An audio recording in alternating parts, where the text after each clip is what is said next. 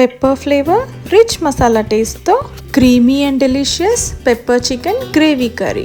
చికెన్ని బాగా క్లీన్ చేసుకొని మ్యారినేషన్ కోసం 1 కప్ కర్డ్, దంచుకున్న మిరియాలు, పుదీనా, కొత్తిమీర, అల్లం వెల్లుల్లి పేస్ట్, హాఫ్ లెమన్, ఆయిల్ ఇవన్నీ బాగా మిక్స్ చేసుకొని హాఫ్ అన్ అవర్ పాటు పక్కన పెట్టుకుంటున్నాను.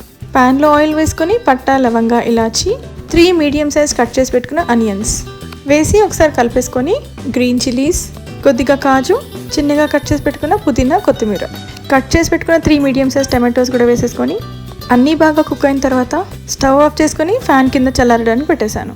అదే ప్యాన్లో ఆయిల్ వేసుకొని కొద్దిగా జీలకర్ర, షాజీరా, కొద్దిగా కసూరి మేతి, బిర్యానీ ఆకు, 1 చాప్డ్ ఆనియన్ కూడా వేసేసి బాగా కలిపేసుకొని మ్యారినేటెడ్ చికెన్ని కూడా దానిలో వేసేసుకొని కలిపేసుకుంటున్నాను. మూత పెట్టి ఉడికించుకుంటున్నాను. టమాటో ఆనియన్ మిక్స్చర్ని పేస్ట్ లాగా చేసేసుకుంటున్నాను.